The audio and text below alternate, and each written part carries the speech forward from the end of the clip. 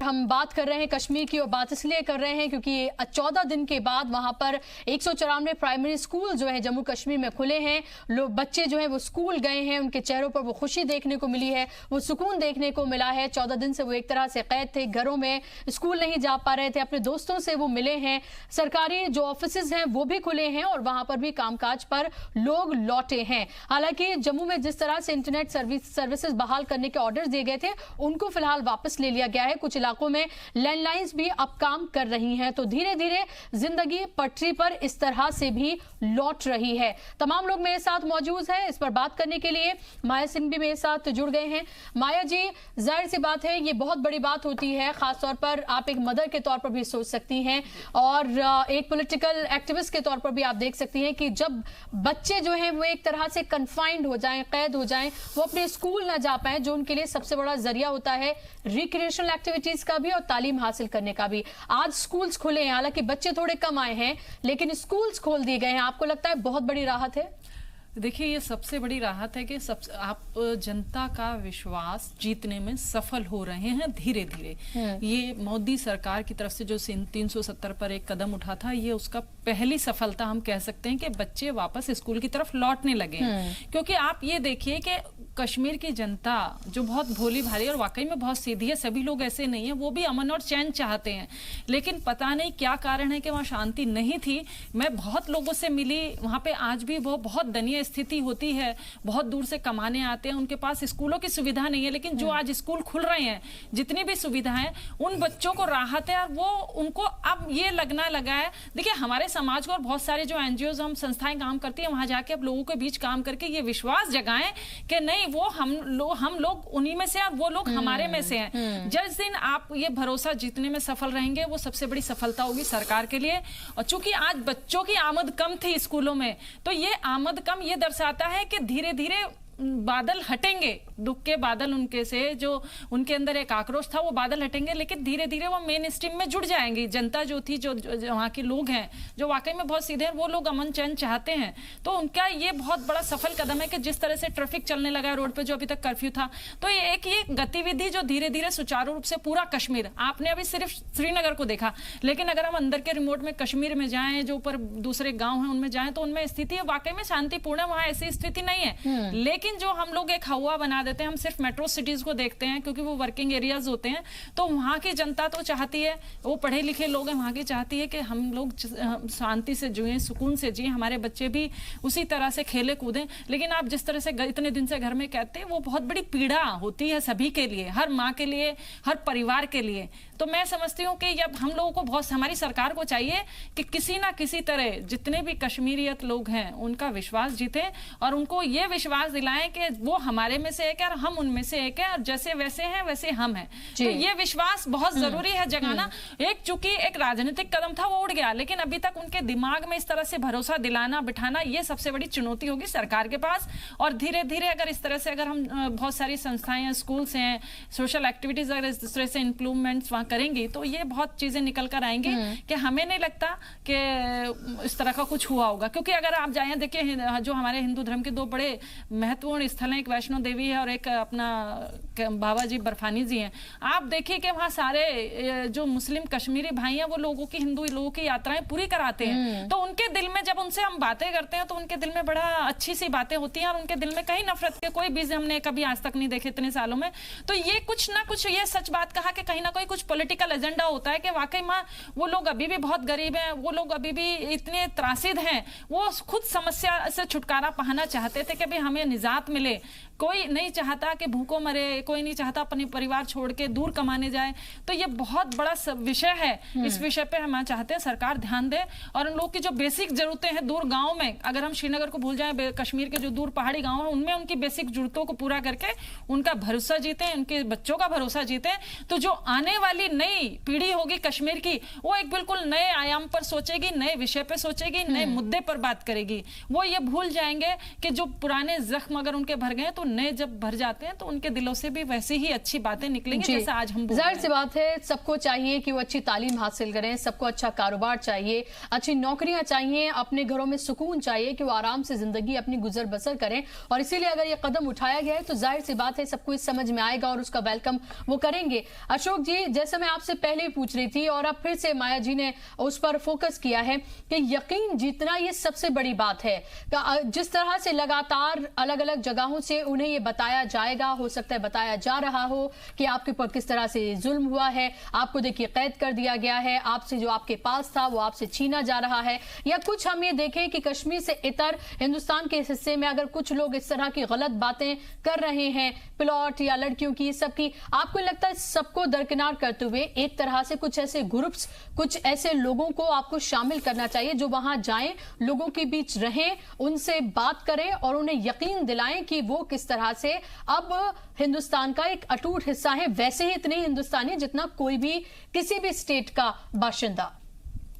नहीं, मैंने पहले भी कहा कि जैसे जैसे आम जनजीवन वहाँ पर जो है वो बहाल होगा और बाहर के लोगों का वहाँ के लोगों के साथ आना जाना होगा, तो देश के अन्य हिस्सों में जो गतिविधियाँ चल रही हैं, एक तो वो उससे जुड़ेंगे और दूसरी बात, हमको कभी भी मुझे लगता है कि ये दुनिया भर में एक परसेप्शन जो ये बनाया गया है कि लोग गरीबी के कारण जो है वो क्राइम अडॉप्ट करते हैं, लोग गरीबी के कारण दहशतगर्द बनते हैं, मुझे लगता है ये गलत है। गरीब तो दिल्ली में बहुत गरीब है, तो इसका मतलब ये नहीं है कि वो किस तरह की क्रिमिनल एक्टिविटी में इन्वॉल्व होते हैं या आतंकवाद में या दहशतगर्दी में इन्वॉल्व होते हैं। ये कहीं ना कहीं कुछ लोग जो है वो बचपन से ही बच्चों को जिस तरह से उनके मन में जहर भरने का काम करते हैं, वो एक सेट एजेंडा के तहत चलते हैं, जैसा ISI यहाँ पर के द्वारा प्रायोजित था और उसको 370 के कारण कहीं ना कहीं कुछ लोगों को संरक्षण मिल रहा था, उसको छूट मिली हुई थी, वो इस एजेंडे को आगे बढ़ा रहे थे। तो कहीं ना कहीं एक हमारे युवाओं को बरगलाने का काम करते थे। अगर गरीबी है तो पढ़े लिखे लोग आतंकवादी कैसे बने? आपके सामने है, बहुत सारे इंजीनियर्स, बहुत सारे जो है पढ़े लिखे बच्चे जो है वो इसलिए गए कि उनको बचपन में गलत तरीके से जो है तालीम दी गई, उनको गलत तरीके से उनका ब्रेन वॉश किया गया। तो अब जो इस तरह की गतिविधियां वहां चला रहे थे वो बिल्कुल बंद हो जाएंगी। वो जो एक संरक्षण कहीं ना कहीं धर्म के नाम पर जो कुछ लोग दे रहे थे, कर रहे थे, वो उस पर भी पाबंदी लगेगी और जो कट्टरता है वो कम होगी निश्चित तौर पर। और वो भी एक बड़ा जरूरी है, क्योंकि कश्मीर के लोगों को यह समझना चाहिए कश्मीर अकेला ही पहाड़ी राज्य नहीं है, बगल में हिमाचल भी पहाड़ी राज्य है और यहाँ से लेकर अगर आप नॉर्थ ईस्ट तक जाएं तो सभी पहाड़ी राज्य है और पहाड़ी राज्यों की परिस्थितियां एक जैसी हैं, वहां के लोगों का जीवन भी टफ है, लेकिन हिमाचल में तो इस तरह की कोई गतिविधि नहीं होती। तो ये कहना कि ऐसा अशोक जी देखिए, ये भी समझना होगा और हम इतने नाइविटी से भी काम नहीं ले सकते कि कश्मीर में और बाकी जगहों में हालात अलग हैं, और ये भी समझना होगा कि वो किस तरह से वो हिंदुस्तान में वो शामिल हुआ है और उसके बाद पाकिस्तान ने किस तरह से वहां पर अपने एजेंडे को चलाने की कोशिश की है, लोगों को बरगलाया है। वो एक तरह से हम ये कह सकते हैं कि एक कॉन्फ्लिक्ट जोन था, जिसे अब ये सब खत्म होने के बाद वहां पर चीजें जो हैं वो बहाल करने की पूरी तरह से कोशिश की जा रही है। तो इसका कंपैरिजन आप हिमाचल या दूसरी जगहों से नहीं कर सकते। मैं इसमें ये कहना चाहता हूं, इसमें कोई कॉन्फ्लिक्ट नहीं था, इसमें कॉन्फ्लिक्ट पैदा किया गया और एक सेट एजेंडे के तहत अपने राजनीतिक हितों को साधने के लिए, मैंने जैसे कहा कि मुझे नहीं पता इसको उस समय के राजनेताओं ने अपना पॉलिटिकल फंडिंग का एक माध्यम बनाया, हिस्सा बनाया या किस तरह क्या सोचकर किया, लेकिन कहीं ना कहीं एक सेट एजेंडे के तहत ये किया गया। और मैं फिर कह रहा हूं आपको कि अगर आप, क्योंकि मैं भी पहाड़ी हूं जी और मैं पहाड़ी राज्य से ही आता हूं, तो अगर जीवन की जो परिस्थितियां हैं वहां, रहन सहन, खान पान, उसमें कोई अंतर नहीं है। अगर आप उत्तराखंड, हिमाचल या कश्मीर की बात करें तो कोई अंतर नहीं है। मुझे लगता है कि Kashmir in better position, Kashmir ज्यादा अच्छी परिस्थितियों में है हिमाचल या उत्तराखंड से, लेकिन वहां पर एक सेट एजेंडे के तहत लोगों का ब्रेन वॉश किया गया, लोगों को इस तरह से तैयार किया गया और 370 की आड़ में उनको फलने फूलने का मौका दिया गया। पाकिस्तान के लोगों को भी अब आप देखिए कि पाकिस्तान का आदमी वहां आकर जो है वो बसिंदा बन सकता है, लेकिन जो बाकी लोग वहां पर जाते हैं वो वहां का हिस्सा नहीं बन सकते। वहां की लड़की अगर शादी बाहर करती है तो वहां की नागरिक नहीं रह सकती है, उसके सारे अधिकार छीन लिए जाते हैं। तो ये मुझे लगता है बहुत सोची समझी साजिश के तहत ये प्रायोजित था। अब सरकार ने बड़ी तत्परता के साथ, बड़ी जैसा कि कहते हैं पूरी ताकत के साथ, मुझे बताइए अशोक जी, वहां पर इन्वेस्टर समिट होने जा रही है अक्टूबर में, क्या मुमकिन हो पाएगी? जिस तरह के फिलहाल अभी हालात है, अभी लग रहा है कि वक्त लगेगा, धीरे धीरे पटरी पर लौट रहे हैं लेकिन वक्त लगेगा अभी काफी, ये भी देखने वाली बात है और शायद हुकूमत को इस दूरअंदेशी का अंदाजा है। देखिए, मैं फिर कह रहा हूं, टूरिज्म के लिए कश्मीर एक जन्नत है जी। और आप अगर दुनिया के जो टूरिस्ट प्लेस हैं, अगर उनके तुलना में आप करेंगे तो वहां पर आपको होटल की देखिए, वहां पर ना होटलिंग है, ना वहां पर बहुत अच्छी व्यवस्थाएं हैं। और अगर वहां टूरिज्म को ज्यादा बढ़ाना है और दुनिया के अन्य दुनिया भर के लोगों को वहां आकर्षित करना है, जो आना भी चाहते हैं, तो वहां पर जो है उस तरह का इंफ्रास्ट्रक्चर भी हमको देना पड़ेगा।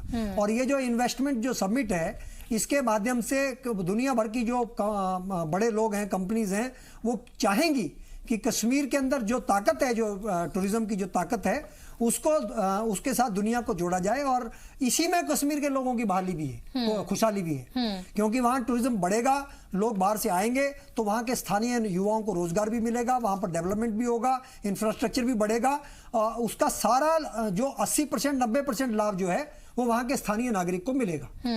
और डेवलपमेंट के लिए हमेशा पैसा एक इंपॉर्टेंट चीज है, इन्वेस्टमेंट जो है एक बहुत बड़ा माध्यम है। और मुझे ऐसा लगता है कि जैसा मैंने अभी देखा है कि वहां पर इन्वेस्टमेंट समिट होनी है, तो मेरे को व्यक्तिगत तौर पर भी 3-4 लोग जो हैं, जो हमारे परिचय में सर्कल में हैं, वो हमको अप्रोच कर चुके हैं कि हमको भी उस समिट में पार्टिसिपेट करना है। They are very eager to participate. तो वहां पैसा लगाने के लिए वो बड़े खुश हैं, मतलब उत्साहित हैं। तो मुझे लगता है कि ये जो समिट है, ये निश्चित तौर पर सफल होगी, बहुत सारा इन्वेस्टमेंट आएगा और वो कश्मीर को के डेवलपमेंट में बहुत बड़ी भूमिका अदा करेगा। क्या ये करना चाहिए कि कश्मीरी फर्स्ट, अगर ये अगर बात रखी जाएगी, तो क्या आपको लगता है कि जो बार बार कहा जा रहा है कि आपकी डेवलपमेंट की, आप तमाम लोगों की बात हो रही है, अगर ये कहा जाए कि भाई जो भी यहाँ इन्वेस्टमेंट हो रहा है, जो भी यहाँ पर जॉब्स की बात की जा रही है, यहाँ पर जाहिर सी बात है कश्मीरी फर्स्ट की बात की जाएगी, तो इससे भी एक यकीन में जो है वो कहीं ना कहीं इजाफा होगा। देखिए, यकीन दिलाने के लिए मैं 3-4 पॉइंट्स बताना चाहता हूं। सबसे पहले तो वहां पर भ्रष्टाचार मिटाना चाहिए और मिटेगा, क्योंकि अभी तक वहां पर सीएजी ऑडिट भी नहीं था और केंद्र के भ्रष्टाचार निवारण कानून नहीं लागू होते थे, तो इसलिए बेरोक टोक जो वहां पर भ्रष्टाचार चल रहा था। आपको जान के ताज्जुब होगा, सन 2000 से लेकर 2016 के बीच में कश्मीर को 10% सेंट्रल एड का दिया जा रहा था, जबकि पूरे देश के अंदर कश्मीर की आबादी कुल 1% है। और यही फंडिंग यूपी जैसे प्रदेश को, जिसकी आबादी पूरे देश का 15% है, उसको केवल 8% दिया जा रहा था। इस प्रकार से 2000 से लेकर 2016 के बीच में 1,43,000 करोड़ रुपया कश्मीर को दिया गया, कश्मीर राज्य को, मगर वो पैसा इन्वेस्ट मतलब विकास की जगह पर इन नेताओं के पास चला गया, जिसके कारण आम आदमी का विश्वास शासन से उठ गया। तो शासन, उसका विश्वास जीतने के लिए सबसे पहले भ्रष्टाचार खत्म करना होगा। भ्रष्टाचार खत्म करने के बाद रोजगार के जो साधन हैं उनको ईमानदारी से लोगों को देना होगा। जगमोहन जी ने, जो वहां के गवर्नर थे, उन्होंने एक किताब लिखी है, माई फ्रोजन टर्बुलेंस इन कश्मीर। उन्होंने अपनी किताब में एक वाकया लिखा है कि एक बार फारूक अब्दुल्ला की कैबिनेट की मीटिंग चल रही थी और वहां पर पुलिस के कुछ सब इंस्पेक्टरों की भर्ती होनी थी। तो सारे मंत्री आपस में इस तरह लड़ रहे थे कि मेरे 5 आदमी जाएंगे, मेरे 10 आदमी जाएंगे, कोटा मांग रहे थे मुख्यमंत्री से उस मीटिंग में और लड़ाई कर रहे थे। तो इस प्रकार से वहां की जो थोड़ी घनी जो सरकारी नौकरियों में रोजगार था, वो भी राजनीतिक लोग अपने चाहते लोगों को दे रहे थे। तो इस प्रकार से आम आदमी बिल्कुल निराश हो चुका था कि ना तो उसे रोजगार मिलेगा, ना उसे उसके ऊपर जो विकास का पैसा आया केंद्र से वो खर्च होगा।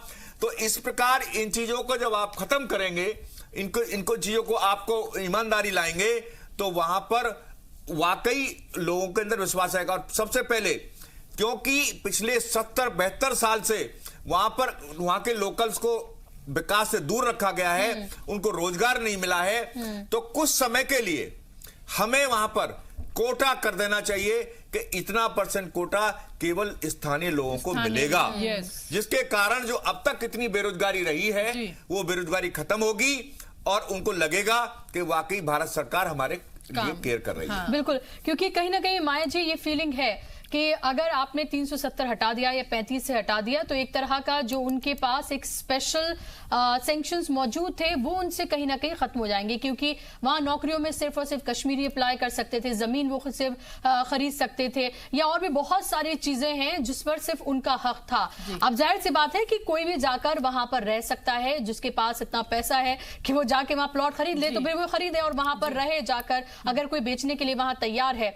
मेरा सवाल आपसे यह है कि क्या आपको नहीं लगता इन तमाम चीजों को अभी फिलहाल कुछ दिन तक, जब तक पूरे तरीके से हालात नॉर्मल नहीं हो जाते हैं, जब तक आप पूरे तरीके से यकीन नहीं जीत लेते हैं और लोगों को ये लगता है कि हाँ भाई हम भी उतना ही हिस्सा हैं जितने और हिंदुस्तानी हैं, ये पॉलिसी एक तरह से अपनानी चाहिए? देखिए, मैंने कहा ना, सरकार के सामने इस समय ये बहुत बड़ी चुनौती होगी उनका विश्वास जीतना। और विश्वास यही है कि अगर जिस तरह से लोग, उनके मन में एक डर बैठा रखा था लोगों को बता बता के, जो इस तरह से उनको बरगलाते थे कि वो लोग बाहर के लोग हैं, आ जाएंगे, हम पे राज करेंगे, हथियार लेंगे, ये चीजें, तो जिस तरह से इन दिनों सोशल मीडिया पे चला और जिस तरह से कुछ नेताओं के भी बयान आए जो बड़े अशोभनीय थे कि भाई बेटियों को लेकर, जिस पे मैंने भी बहुत लिखा, बहुत सारे पत्रकारों ने लिखा, यही एक इम्पैक्ट वो लोग जाके क्रिएट कर देंगे। देखो तुम्हारे बारे में इस तरह से बातें हो रही हैं, तो इस तरह की बातें एक तो बंद हो, नंबर एक बात, चाहे वो किसी भी पॉलिटिकल पार्टी से हो, सख्त उनके खिलाफ रवैया होना चाहिए सरकार का, चाहे वो खुद से हो चाहे दूसरे से। तीसरी बात यह है कि उनको ये डर है कि अब हम लोग के पास इतनी सुविधाएं नहीं है। जैसे अगर आपने देखा कश्मीर को अगर छोड़ दें, क्योंकि वो रिच क्लास लोग हैं, लेकिन अगर पहाड़ी गांवों का दौरा करें तो उनके पास पेट भरने के लिए भी पर्याप्त साधन नहीं है और उनके पास धन नहीं होता है। वो ले जाते कि वो इधर वैष्णो देवी पहलगाम में आते, 1 महीना कमाते हैं तो उनकी परिवार उस पैसे से पूरा 6 महीने साल भर घर चलता है। तो समझने की बात यह होगी कि सबसे पहले उनके लिए आय के साधन जुटाएं। अगर भारी इन्वेस्टमेंट लोगों को ना लाकर उनको के आय का और जीवन जीने का साधन जुटाएं, कि जैसे अभी इस तरह से ईद पे बहुत अच्छी पहल थी कि मोदी जी ने कहा कि इतने बकरे ईद पे दिए जाएंगे। मैं समझती हूँ एक बहुत बड़ा अच्छा कदम था, क्योंकि सबकी भावनाओं की इज्जत रखना और उनको मानना ये बहुत टफ होता है कि आप हर किसी को खुश नहीं रख सकते हैं, लेकिन फिर भी हमें प्रयास जरूर करना चाहिए कि हम, जैसे पहले कहा था कि पहला मौका वाकई में हमें कश्मीरी लोगों को देना चाहिए कि उनके मन में भरोसा जगे, एटलीस्ट उनको ये उस वाली गलतफहमी से निकले कि हमारे नेता हमें ये सिखाते थे और ये वैसा ही हो रहा है। तो हमें उस वाली स्थिति को आने से पहले बेहतर है कि फर्स्ट कश्मीरी वाली पॉलिसी पे काम करें। और ये जो भारी इन्वेस्टमेंट की बात हो रही थी और जो लोग सोशल मीडिया पे उबले पड़ रहे थे कि भाई हम चल रहे हैं और ये कर रहे हैं, और ऐसा नहीं है कि भारत में बहुत पैसे वाले लोग हैं, इन्वेस्टर्स हैं, बिल्डर हैं। ऐसा ना हो कि जमीन खरीदने में जो कश्मीरी आज स्वर्ग कहा जाता था तो उसका वो हालत कर दें, बना के उसको भी कंक्रीट का जंगल बना दे। तो मैं समझती हूँ कि सेंट्रल गवर्नमेंट इस वाले नुक्ते पर जरूर काम करे कि एक योजना के तहत जमीनों का बंटवारा हो वहां पे, वरना जैसी है उसकी स्थिति को संवारने में कोशिश करें। जिसे हम कश्मीर को स्वर्ग बोलते हैं, स्वर्ग को स्वर्ग ही बना रहने दें। और स्वर्ग की गरिमा तभी रहती है जब वहां के लोग खुश रहें, कश्मीरियत खुश रहे, कश्मीर के लोग, उनकी बहन बेटियां खुश रहें। इससे बड़ा कश्मीर के लिए और कोई तोहफा नहीं हो सकता सेंट्रल गवर्नमेंट से। मैं समझती हूँ ये बहुत बड़ी चुनौती है और इसको पूरा करे कश्मीरी। किसी भारी व्यक्ति का इन्वेस्टमेंट व्यक्तिगत रूप से इंडस्ट्री हो, दैट्स बेटर, लेकिन जो व्यक्तिगत रूप से जाके जमीन खरीद के सिर्फ एक होटल की बात करें, होटल बहुत अच्छे हैं, लेकिन जो कश्मीरी होटल है उन्हीं को ही सपोर्ट करके उनको दे, तो ये बहुत बड़ा चैलेंज होगा। और मैं कहती हूँ इस पे अमल करना चाहिए सरकार को कि बाहर के लोग या हम जैसे आप जैसे लोग इन्वेस्ट कर लें। यहाँ भी वही हाल है, उत्तर प्रदेश जाएं, दिल्ली के किसी शहर में जाएं, लोगों ने बेनामी प्रॉपर्टियां खरीद रखी हैं, ऐसे वहां भी इसी की आप शुरुआत कर दें।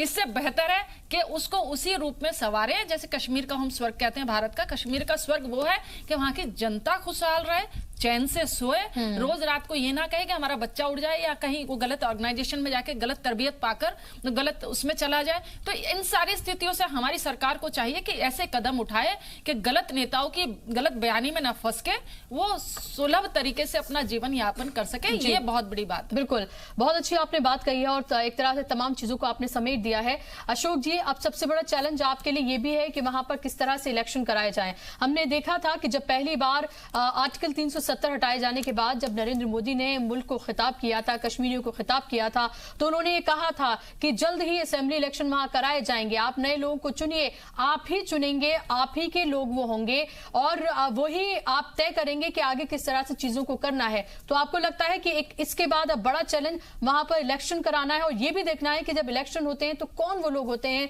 जो कश्मीरियों की नुमाइंदगी करते हैं? देखिए, लोकतंत्र की सबसे बड़ी खूबी यही है कि वहां के लोगों को अपना प्रतिनिधि चुनना है और निश्चित तौर पर जब चुनाव होंगे तो लोगों के हाथ में बटन होगा और वो जिसको चाहेंगे उसको चुनेंगे। इससे पहले हमारी सरकार ने जो है वो सरपंचों का चुनाव करवाया और आपके सामने बखूबी वो सरपंच चुनकर आए। और आज सबसे बड़ी जो बात है, जो लोग ये समझ रहे हैं कि ये तुरंत फैसला लिया गया, तो मैं जानकारी के लिए बता दूं कि उन सरपंचों के माध्यम से, क्योंकि एक्चुअल जो वास्तविक नेता होता है, जो लोकल लेवल पर जो सबसे ज्यादा प्रभावित करता है वहां के स्थानीय लोगों को, वो वहां का सरपंच होता है। सरपंच बिल्कुल नीचे के लोगों से जुड़ा हुआ व्यक्ति होता है। और भारत सरकार ने जो अभी पिछले दिनों में जो पैसा दिया, वो सरपंचों के माध्यम से जब नीचे तक जाना शुरू हुआ तब लोगों को महसूस हुआ। अब जैसा हमारे साथी पैनलिस्ट कह रहे थे कि 1,43,000 करोड़ रुपया गया, ये पैसा अगर सरपंचों तक पहुंच जाता और वो डेवलपमेंट में लग जाता तो वहां पर कितनी खुशहाली होती।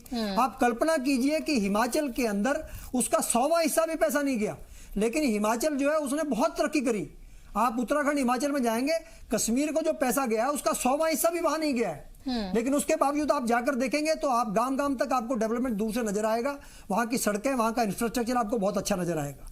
तो मुझे लगता है कि जो पैसा वहां पर गया वो ईमानदारी से वहां नीचे तक गया नहीं। कुछ लोगों ने भ्रष्टाचार के माध्यम से उसमें खुली लूटपाट करी और जो आम कश्मीरी का जो अधिकार था वो उसको मिला नहीं।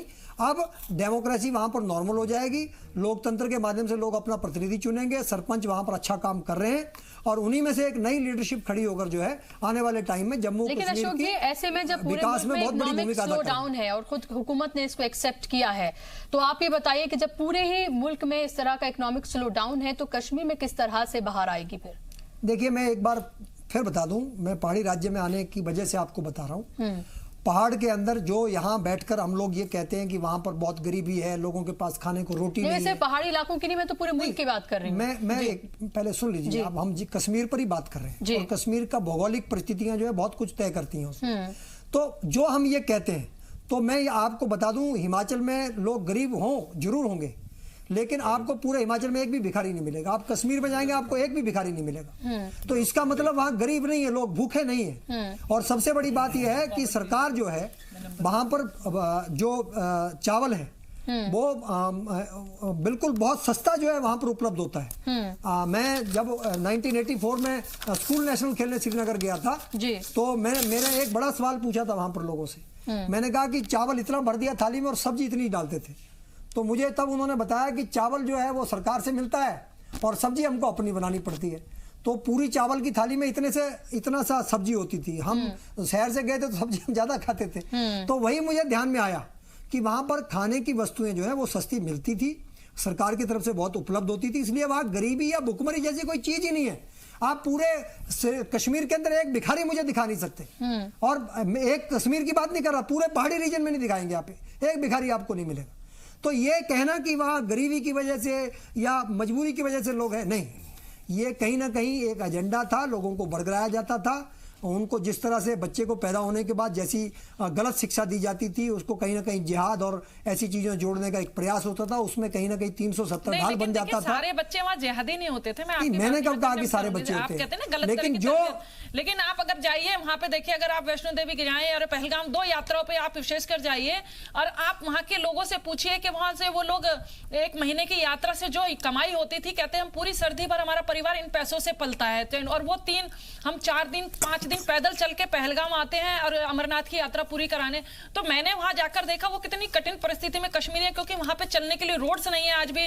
आप देखिए जम्मू से लेके श्रीनगर तक जाने की वो एक सिंगल रोड है, आज तक उसे डबल कर ही नहीं गए। अगर वो बंद हो जाए तो 4 दिन 5 दिन वो ट्रैफिक वो खत्म हो जाता है। तो बहुत सारी बेसिक सुविधाओं से वैसे कटा हुआ है। आप इस पे मानिए कि सारे कश्मीरी ऐसे नहीं, ठीक है, कुछ लोगों की वजह से नाम खराब है, लेकिन आम जनता उस जो कष्ट को झेल रही है उनकी वजह से वो उससे निकलना चाहती है, वो भी चाहते हैं अमन अमन और चैन की जिंदगी। और मैं चाहती हूँ सरकार को इंफ्रास्ट्रक्चर और जो बेसिक सुविधाएं उन पे विशेषकर के ध्यान देके वहां की जनता का जितना दिल जितनी जल्दी देगी जीतेगी, वो आपको एंट्री उतनी जल्दी मिलेगी। फिर आपको वहां पे जमीन खरीदने की जरूरत नहीं मिलेगी, आपको सुकून से आप भी मूवमेंट कर सकते हैं कि आप वहां जाके जितना पूरे उत्तर भारत में और पूरे हिंदुस्तान में बेनामी प्रॉपर्टियों का राज हो रहा है, आज सिर्फ लोगों को लग रहा है हम जाके वहां प्लॉट खरीदेंगे, एक बेनामी प्रॉपर्टी वहां भी लोगों की इकट्ठी हो जाए। तो मैं सोचती हूँ कि इन बेनामी प्रॉपर्टी से करने से अच्छा है लोगों के दिलों के जीतने, लोगों को वहां जो बेसिक उसमें वहां पे जो लोग 5-5 दिन आज भी पैदल चल के पहलगाम की यात्रा पे काम करने आते हैं, 1 महीना जो कश्मीरी काम करता है और 3 महीने बैठ के खाता है 6 महीने,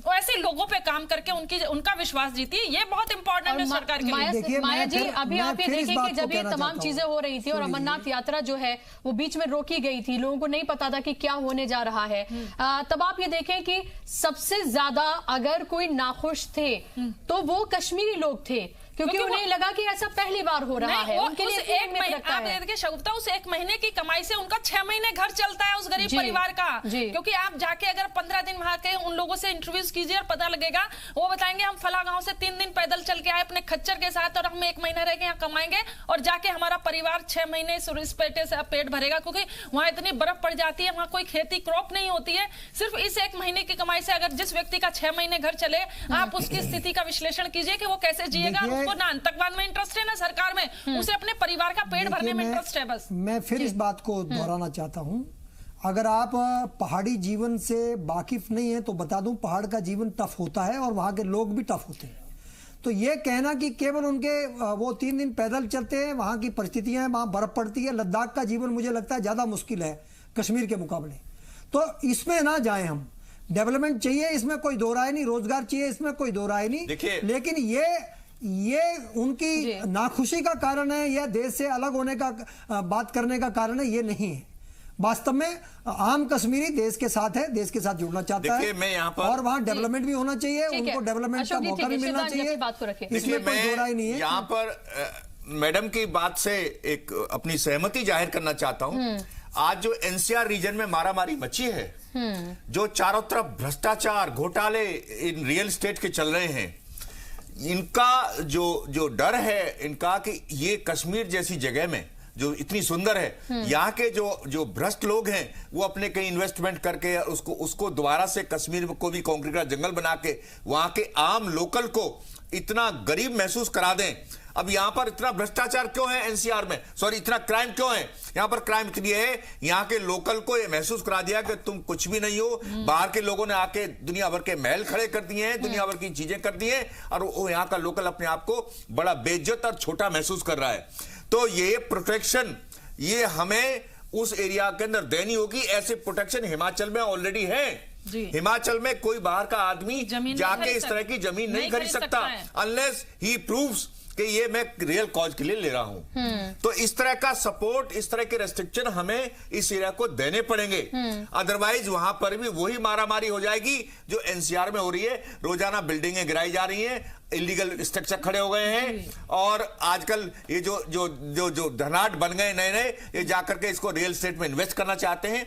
तो इसको बिल्कुल जरूरी है कि वहां का लोकल रेस्ट्रिक्शन लगाई जाए और वहां को प्रोटेक्शन दिया जाए। नहीं बिल्कुल। और अदरवाइज वहां का जो लोकल है अपने आप को इन्फर्टी कॉम्प्लेक्स में डाल देगा, और फिर वही उस कॉम्प्लेक्स को हमारा दुश्मन पाकिस्तान देश, क्योंकि हमें उसकी ज्योग्राफी उसको रियलाइज करना चाहिए कि जो टेररिज्म क्यों फैलता है, उसकी प्रॉक्सिमिटी यदि एनिमी कंट्री के साथ है, जैसे कि कश्मीर की प्रॉक्सिमिटी एनिमी कंट्री के साथ है, तो वहां पर थोड़ा भी डिससेटिस्फेक्शन होगा, उस डिससेटिस्फेक्शन को दुश्मन देश बुनाएगा और उनको इनकलकेट करेगा।